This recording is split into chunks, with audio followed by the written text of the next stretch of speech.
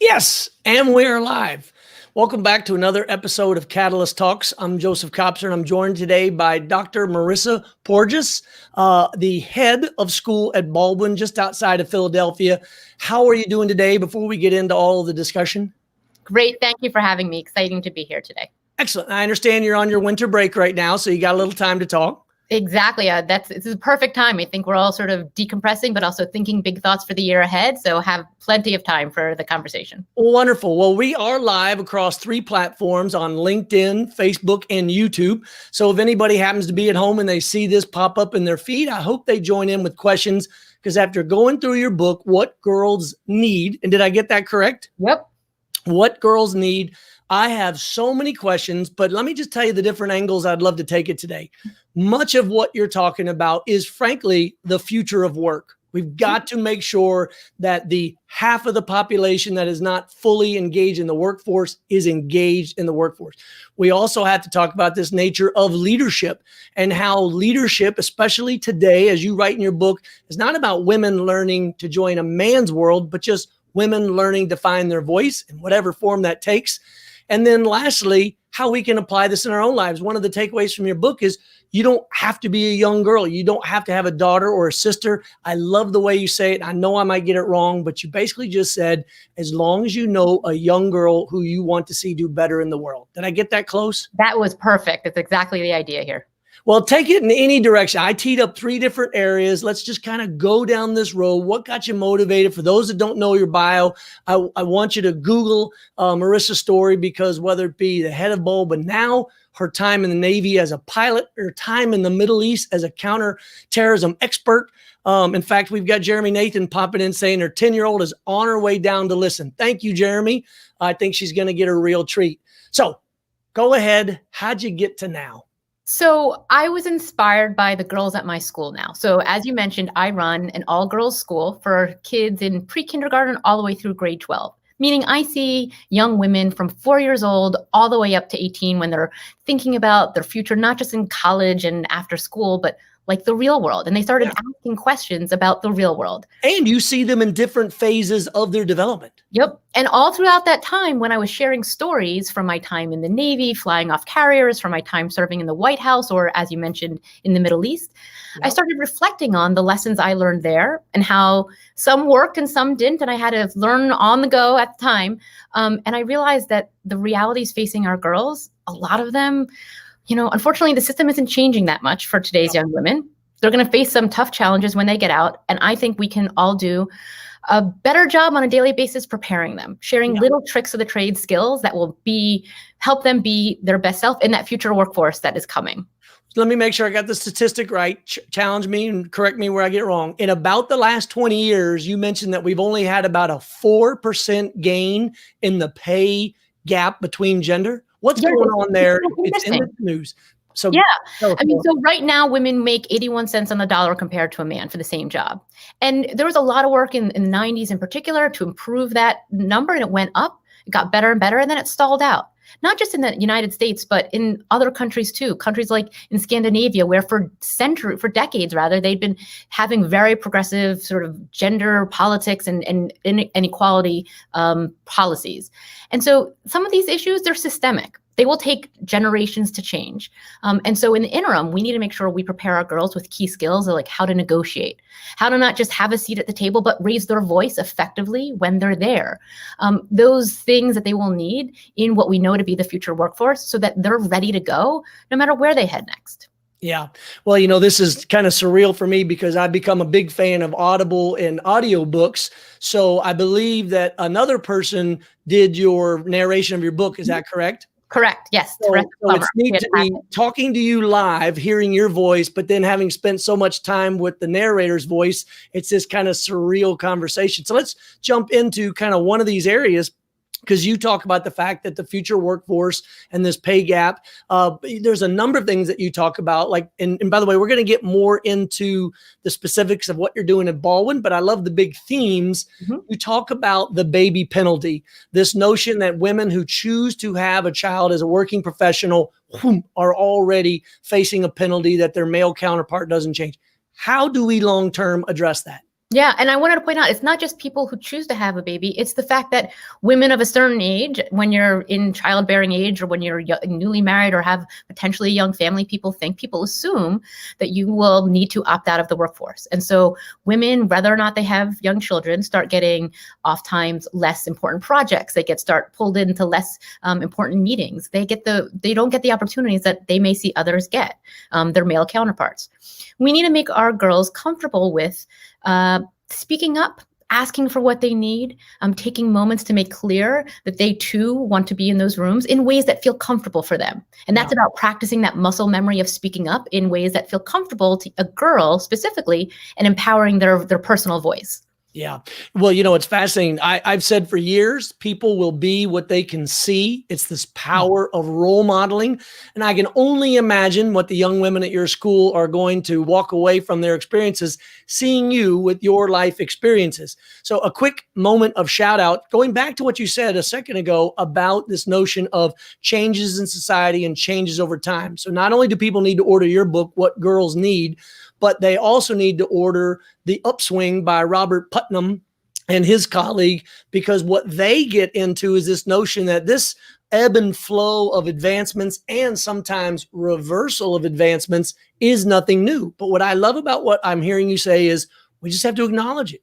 We have to, address it. So let's pick one area. You talk about finding your voice, about allowing women to feel comfortable in the room. There's a story in your book about the little girl. Actually, she wasn't little, 13 years old, I believe you described. She and her business partner advocating for the ability to sell cookies at school. I think as an entrepreneur myself, it speaks to me. So tell us a little bit more about that story, but the larger idea of finding your voice.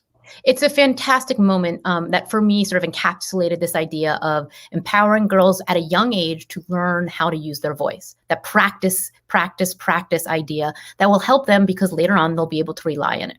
So in the course of doing my research for the book, I of course spoke to many of the girls at my school, and one moment stood out. Two of our girls in middle school came to me because they wanted to sell cookies. They wanted to start a cookie business. They were, diehard entrepreneurs. They had a whole idea for it.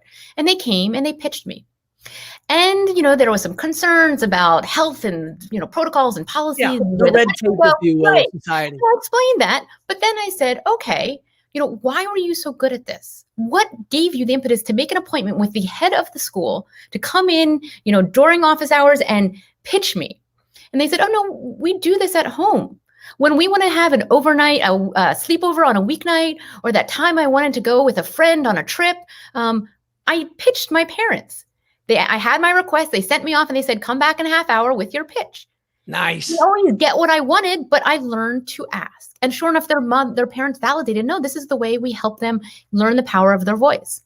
And the fact is that when they do that at 13, they feel more comfortable at 15, at 17, at 20 something, no matter what they're facing. And that's the reality, particularly for, as you mentioned, entrepreneurs. 77% of our children today want to be entrepreneurs one day. They see it and that's a dream of theirs. And we know that great dream to have, that's for sure. Ask is critical for that, for any moment, right? Yeah.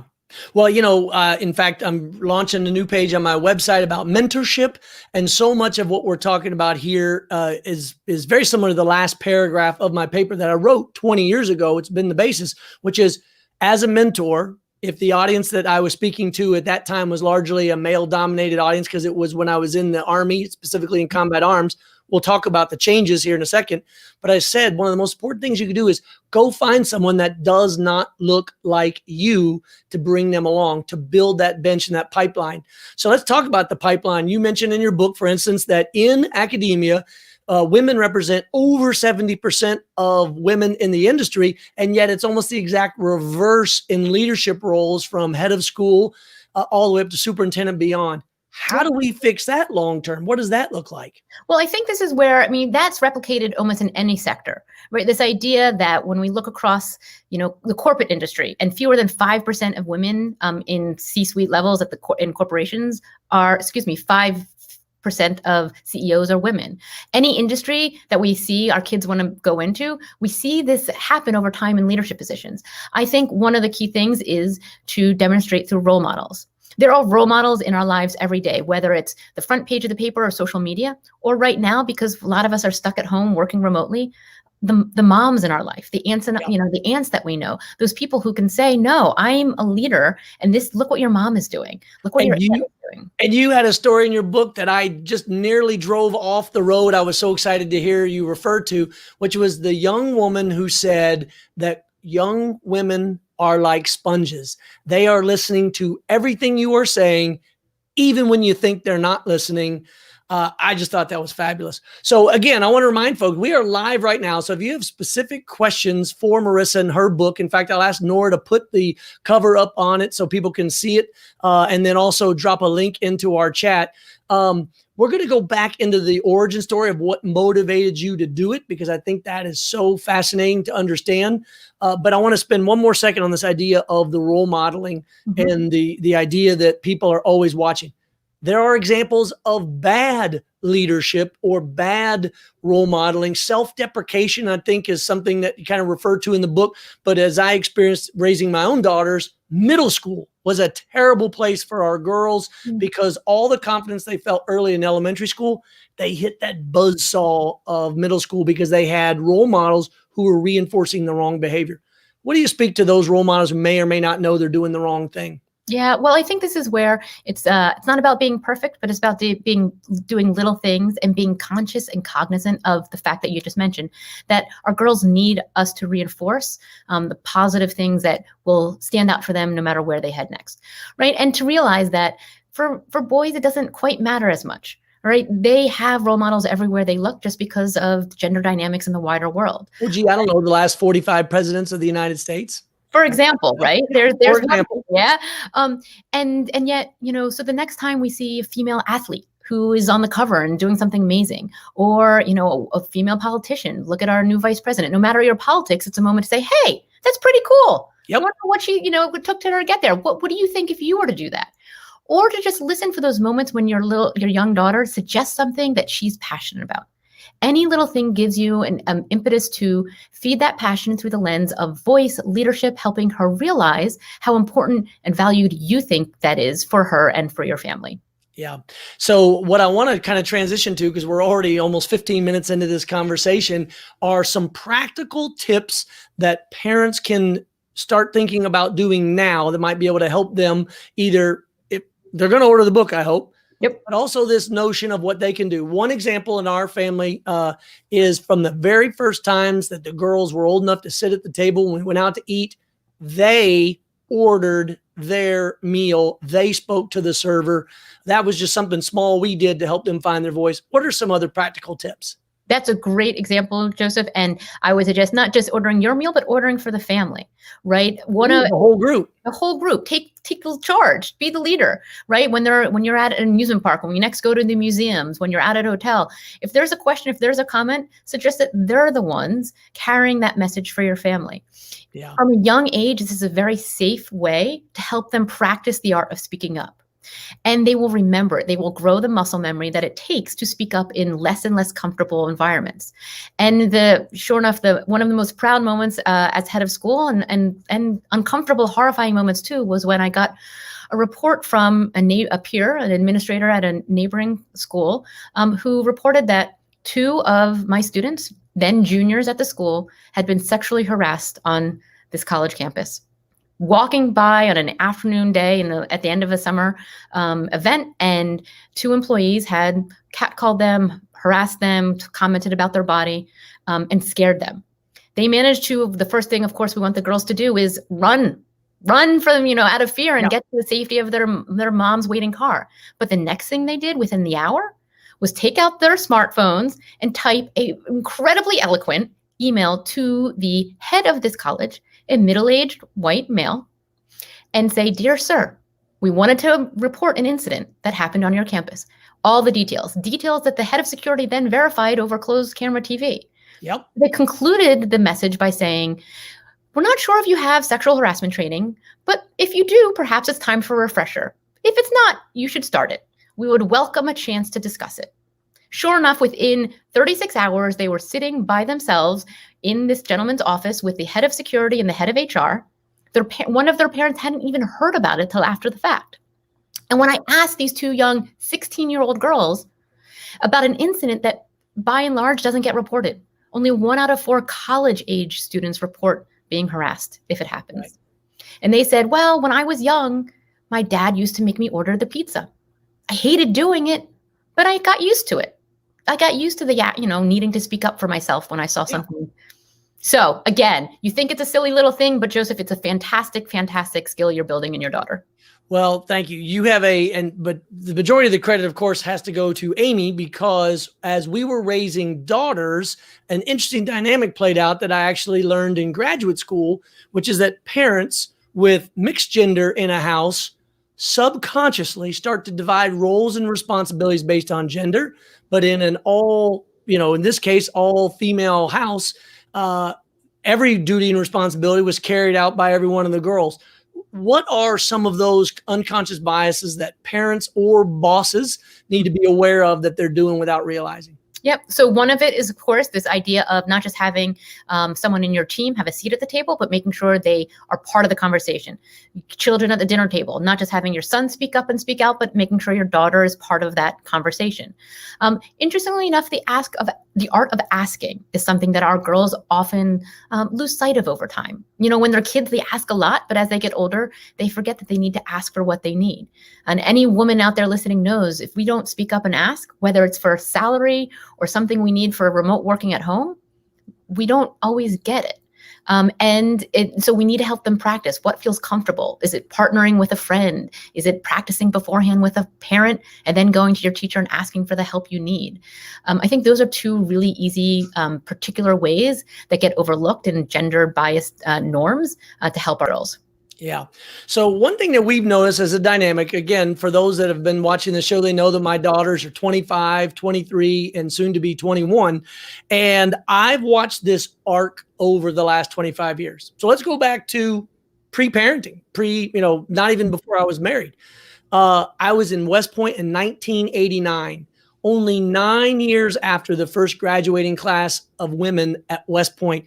And I can still hear the negative attitudes, those stereotypes, all of the bias, even in my ear today. I can remember that from 1989. Then, as someone who had daughters, I realized, wait a minute, there are more CEOs named John in the Fortune 500 than there are women in leadership roles. And frankly, it kind of pissed me off. So as you've seen this arc, one of the places our daughters and I have seen it played out most strikingly is in Hollywood, among movies, among having women take a much different role than for instance, damsel in distress or the stereotypical Disney princess who needs a miracle to solve her own problems. So what is the role of popular culture? What are you seeing? What do you like? And what do you not like about what's happening? I think it's been great to see that over time, Hollywood, pop culture, places that are front and center, particularly for the next generation, have become much more cognizant of the need to put women front and center as protagonists, as strong role models who are adventuresome and take risk and do all the things we need our girls to do. And also have a more diverse perspective too, to see women of color, women of different backgrounds who are also playing those roles. An interesting way that we as parents and educators can even bring that into our household is by using fiction. Thinking about what books our girls are reading and saying, okay, let's pick books where the protagonist is that risk-taking, adventuresome young girl of a similar age to your daughter when she's reading, so that she sees herself in the story and she gets what's going on through a very personal lens. I think it's a great way to bring that Hollywood, what's happening in Hollywood home, and make sure it's happening for your girl. Yes, well said. So Jeremy Nathan, who is watching right now, actually gave a shout out to your story about the two women on campus using their voice, is a former member, or might still be, I forget, Jeremy, of the State Department. Something you said in the book that actually reminded me of a John Lennon song from back in the day is that women, no matter what society, no matter where in the world they are almost always treated as a second-class citizen. How do we improve that? What's the role of business? What's the role of the United States? How does that get any better? Yeah, well, I'm sure we both saw it when we were overseas serving, right? I can remember from my time in Afghanistan and Yemen and elsewhere. And it's incredibly important that those leaders who are coming up now, men who are fulfilling, statistically speaking, most of the leadership roles, are very conscious of how we bring women along, that we mentor, and not just mentor, but sponsor young women, right? Yep. Sponsorship being that idea that you're not just opening the door, but creating opportunities and pulling women into them. That's what we want your daughters to have. That's what I want our girls at Baldwin to get. And then also making sure they have the tools to realize that they have natural strengths that everyone wants to see. Right? The way that women communicate is different than men by and large. Yep. The way that we empathize, take perspective. It's actually great for any customer-oriented industry because it gives us an advantage. Those are things that will let our women really use their sort of natural attributes as superpowers, I would say, when they get older. Yeah, you specifically said in your book, women do not have to act like men to thrive in the man's world or in a men's world. In fact, what you advocated for that I took away, which is they just need to find their voice, kind of level that playing field. Yep. So there's so much to talk about. We're already at the 20-minute mark. Jeremy, if your daughter has a question or anybody else following or listening, by all means, let us know, drop it in the chat. So we're going to pivot just a little bit.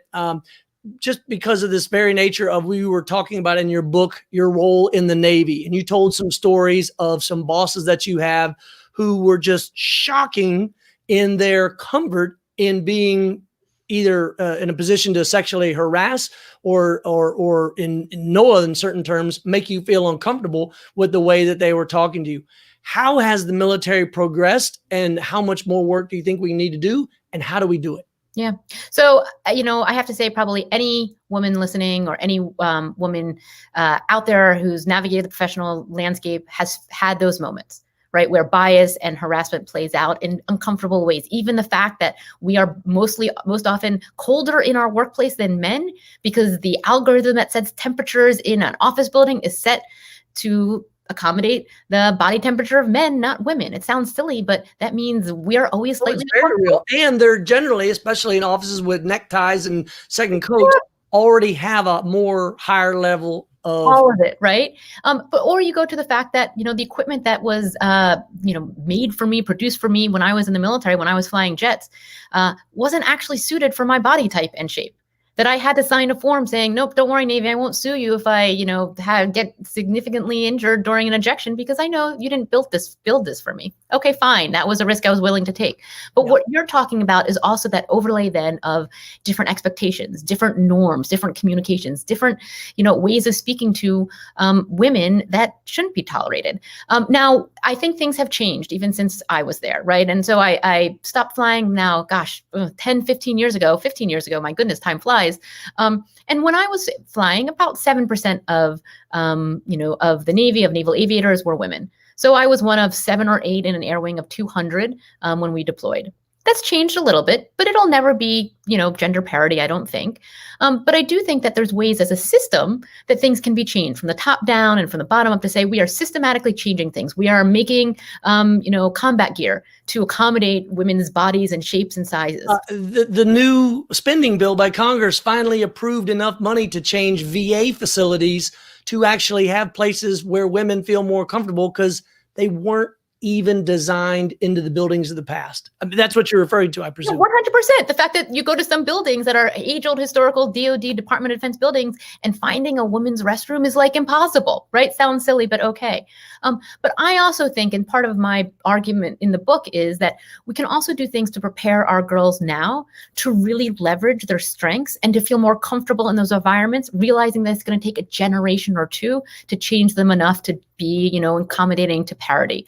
So, Jeremy, for your daughter listening, right? She should know that she likely, because it's statistically proven in studies, to be much better at working in teams and solving problems in groups than her male peers, than those boys at school. It's about how she communicates, about how she finds consensus, about how she finds a middle ground and works with other people.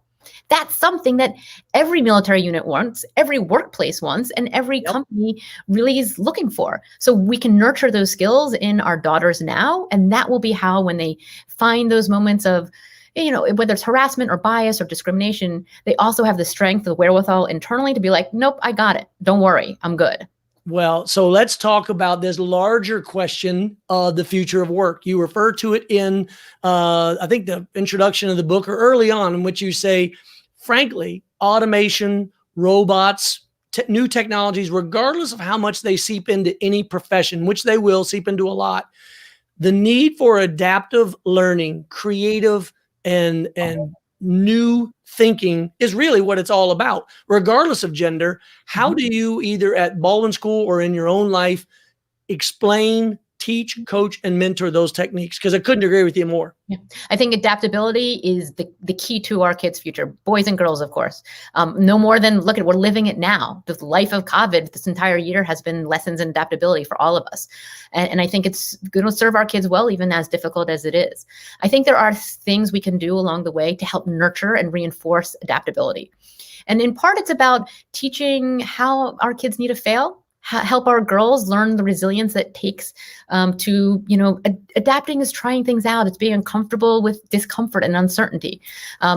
Take, for example, the next time your daughter gets assigned to her class in grade school or to a team on in her soccer league. And I think a parent is likely to resort to, well, it's not her favorite teacher. She doesn't know the people on the team. Let's go to the camp or the church program where she knows people already. Those are all really safe environments to say, nope. Let's get you used to handling uncertainty. Let's get used to navigating differences where things are new, realizing that we're still in the safety of school, of camp, of, comfort of summer programs and things like that. Those are really small ways to, again, help our daughters in particular reinforce this growth mindset and resiliency that is required to be a good adapter. Yeah. Well said. So I just want to tell our producer, Nora, when you have to drop, go ahead and drop. I can take over the controls from here because I have so many more questions. I don't want this to end anytime soon. So let's talk about this notion of education, the role of gender focused, or in your particular case, an all girls school. Here in Austin, Texas, where I live, there is the Ann Richards School, which I've toured. I've known people that have attended. It's a fabulous all-girls school here in town, named after Ann Richards, former governor, one of the few women governors we've ever had here in Texas. And she was, by all remarks, a pistol in terms of how she got along in the boys' club, if you will.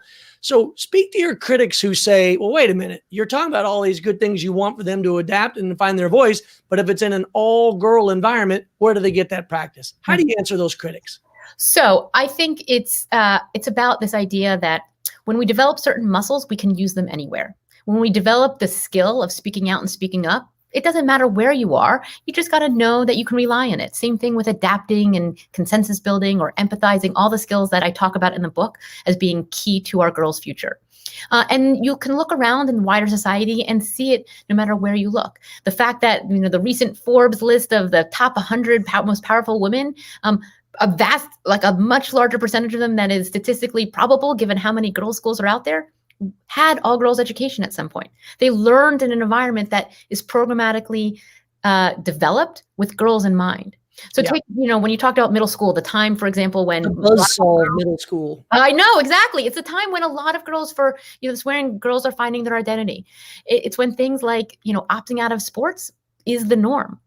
Girls are twice as likely to opt out of sports in middle school than boys. And by the time they get to high school, they are, statistically speaking, 50% more likely to stop playing at all.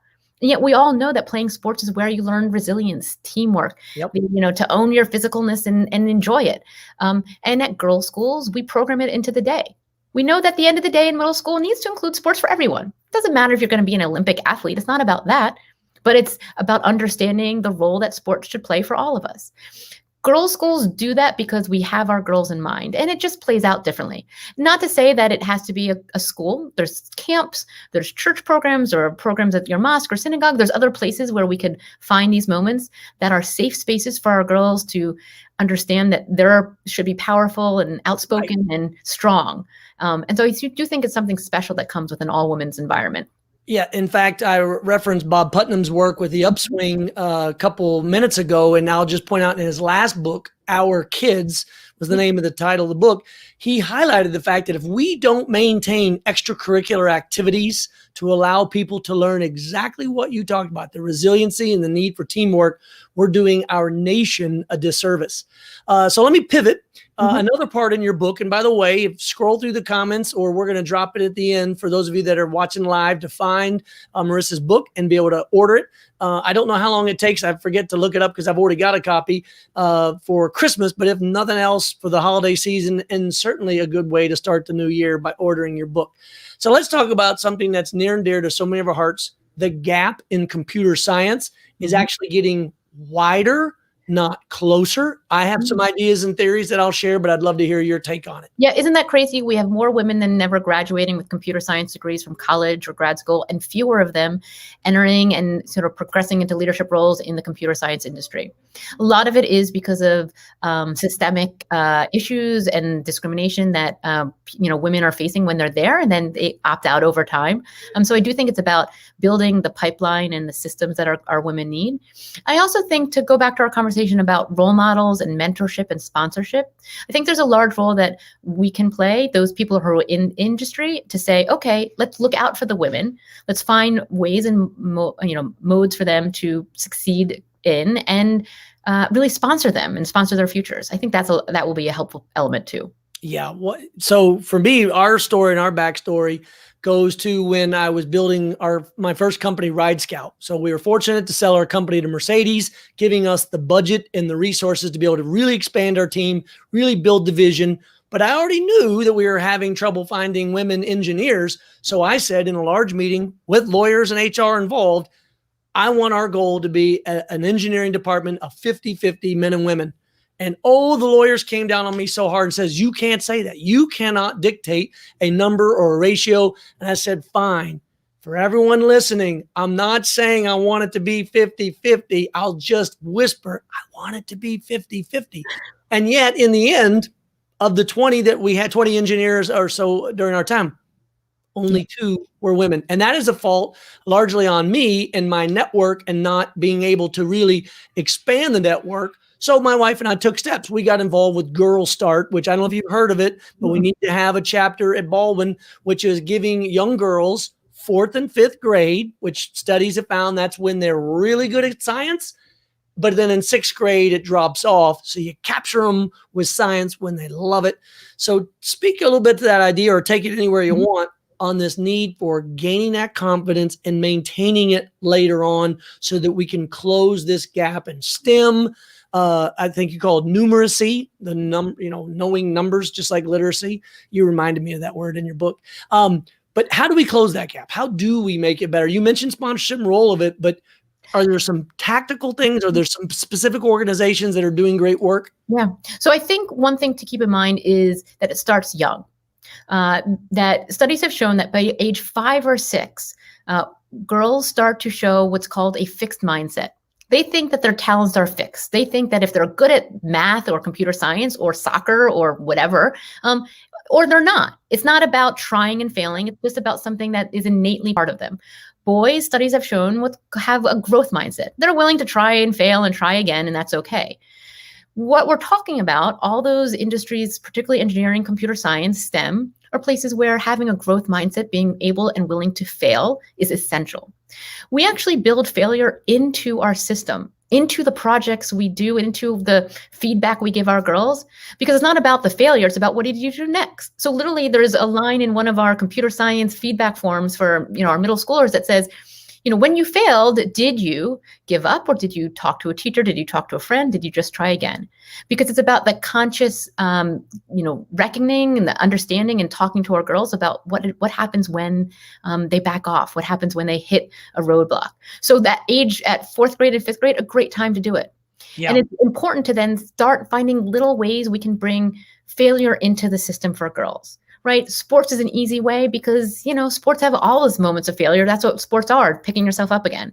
But if your kid isn't as into sports, try, the poetry contest at the library, try art, try other moments when things aren't going to always work out.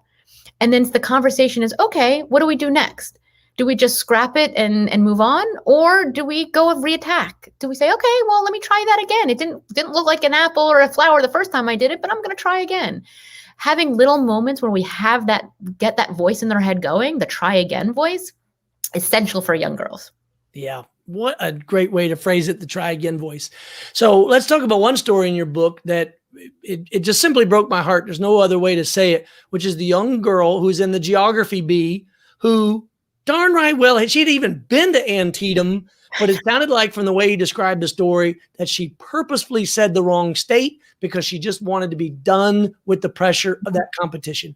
Speak to that and speak to how we kind of overcome that fear of being in that competitive environment or on the stage, if you will. Yeah. I mean, this is something I think a lot of parents wrestle with now, this idea of is competitiveness a good thing or bad thing for our kids? Over time, people have backed off of, oh, no, we don't want our girls to be or boys to be competitive. Everybody gets a trophy. Is that what you're talking about? Yeah. And then, and back off and there's no awards and it's okay.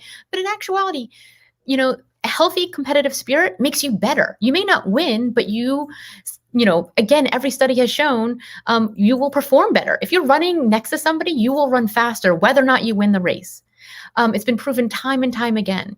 And it's something that we can help our girls lean into, right? Sports and athletics is an easy thing to build into the system. That geography bee, that young girl who in, 4th and 5th grade was, primed to win the prize and then looked around and said, I don't want to beat my friends. That sounds mean. That's not nice. When in actuality, would I say, no, that's okay.